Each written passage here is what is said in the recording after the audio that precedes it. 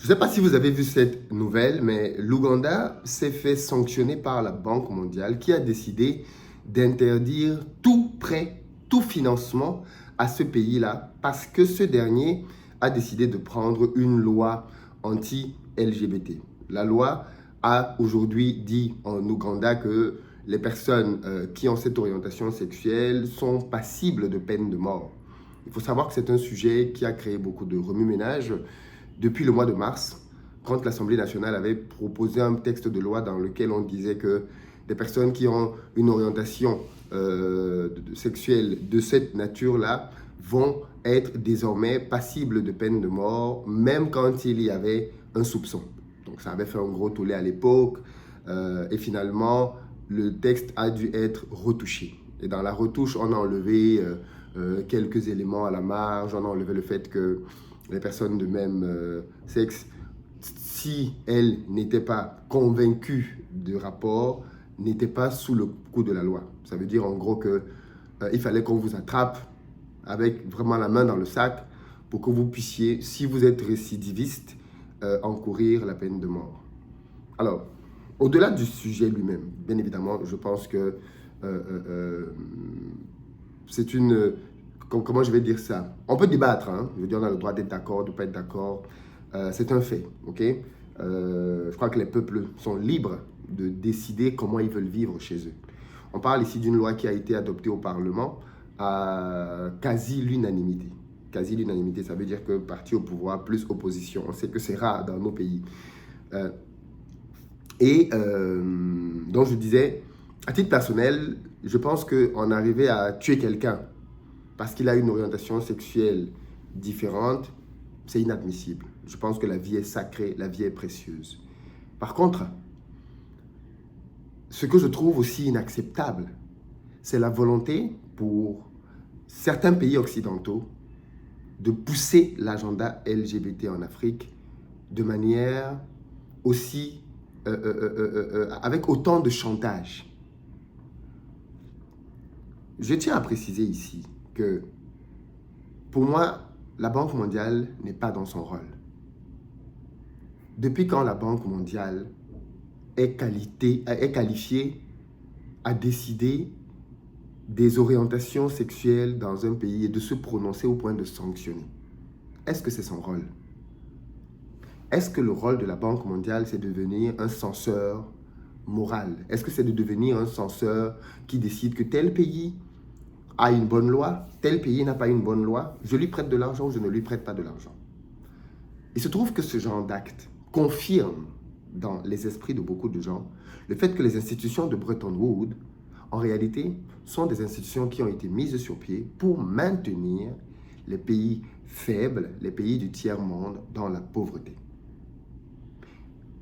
Si ce n'est pas le cas, comment comprendre que dans le même temps, d'autres pays dans le monde qui ont des législations dures, sévères, contre les personnes qui ont la même orientation sexuelle ne subissent aucun préjudice?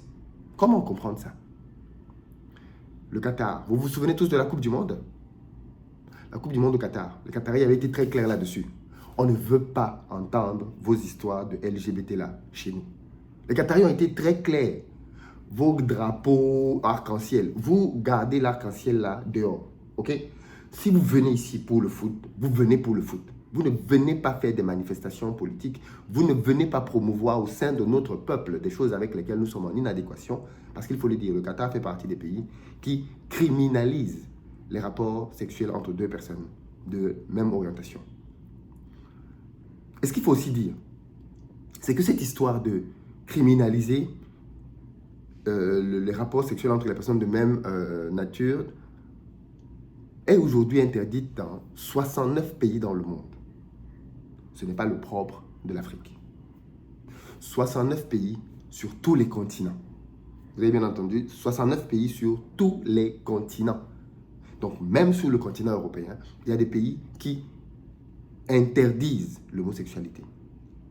En Asie, il y a des pays qui interdisent. En Afrique, il y a des pays qui interdisent. En Océanie, il y a des pays qui interdisent. À peu près partout sur la planète, il y a des pays qui interdisent. Ce n'est donc pas le propre des pays africains. En Afrique, Algérie, Cameroun, Égypte, Éthiopie, Maroc, Nigeria, Soudan, Tanzanie sont nombreux les pays qui interdisent l'homosexualité dans leurs lois. En Amérique latine, on a la République dominicaine, dans les Caraïbes, on a la Jamaïque, enfin, Amérique latine et Caraïbes, hein. C'est comme ça que c'est reparti dans le tableau. En Asie, alors là, tous les pays asiatiques, hein, le Bangladesh, l'Irak, l'Iran, l'Indonésie, le Myanmar, tous ces pays-là interdisent l'homosexualité dans leurs textes. Mais on n'a pas vu la Banque mondiale aller là-bas pour leur dire on fait ci, on fait ça. Mais allons plus loin. Aujourd'hui, 11 pays dans le monde ont rendu les relations homosexuelles passibles de peine de mort. Parmi ces pays, on a l'Afghanistan, les Émirats arabes unis, le Qatar, le Pakistan, la Somalie, auxquels viennent se rajouter le Brunei, l'Iran, la Mauritanie, le Nigeria, le Yémen et maintenant l'Ouganda.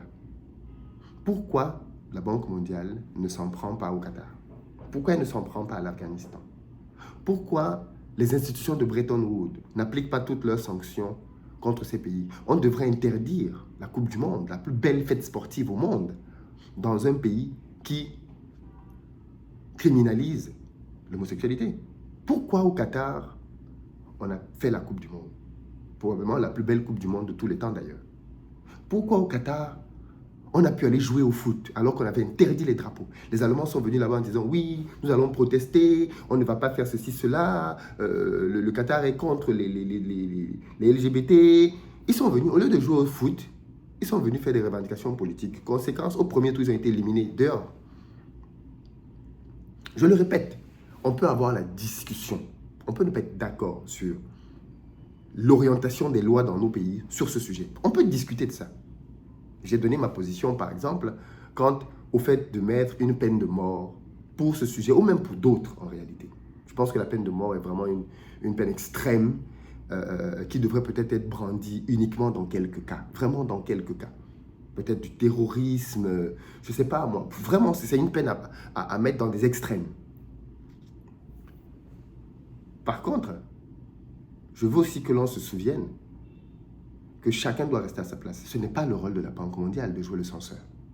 Ce n'est pas le rôle de la Banque mondiale de venir noter les pays en disant « toi tu es un bon pays, toi tu es un mauvais pays, toi tu as le droit, toi tu n'as pas le droit ». Et ça confirme donc bien tout le mépris et toutes les pressions que l'on fait subir aux pays africains parce qu'ils sont pauvres. Cette histoire de pauvreté-là, ça ouvre la porte à tellement d'abus vis-à-vis des pays africains. On se permet d'avoir vis-à-vis des pays africains des positions qu'on ne soupçonnerait même pas vis-à-vis des pays dits développés. On se permet d'avoir vis-à-vis des pays africains des attitudes incompréhensibles, des attitudes de mépris les plus absolus. Regardez même le cas au Niger. On pense à venir faire une intervention militaire dans un pays souverain. On peut aller faire une intervention militaire au Qatar. On peut aller faire une intervention militaire en Arabie Saoudite. On peut aller faire une intervention militaire, je ne sais pas moi, en Inde, en Chine, parce qu'on n'est pas d'accord avec le renversement d'un régime. On peut aller faire une intervention militaire dans ces pays. Non, on ne pense à certaines solutions que parce qu'en face, le pays est pauvre. Et je pense que cette situation doit rappeler à nos pays que tant que les pays africains seront pauvres, les gens se permettront vis-à-vis de l'Afrique des choses insoupçonnées et impensables. Parce qu'en fait, du coup, les institutions de Bretton Woods deviennent donc un moyen de pression sur les pays. Ça veut dire que si tu fais une loi avec laquelle on n'est pas d'accord, on va te sanctionner. On ne va plus te prêter d'argent. Et je rappelle que ce n'est pas un don. La Banque mondiale fait des prêts d'argent avec intérêt. Elle ne donne pas de l'argent. Quand on dit aide, aide, aide, là, ne vous laissez pas tromper par le mot aide. Ce sont des prêts. Donc, comment comprendre que quelqu'un qui te prête de l'argent vienne te dire avec qui tu dois coucher, avec qui tu ne dois pas coucher? Pour moi, c'est tellement scandaleux. C'est tellement scandaleux que ceci soit passé et puis qu'on n'ait pas dit grand-chose là-dessus. Et c'est ça qui est inquiétant. Parce que ça laisse penser que la Banque mondiale, maintenant, peut prendre ce genre de prérogatives. Demain, elle va condamner quoi? Demain, elle va condamner quoi d'autre? En tout cas, je veux vous entendre là-dessus. L'argent dirige le monde. L'argent dirige le monde.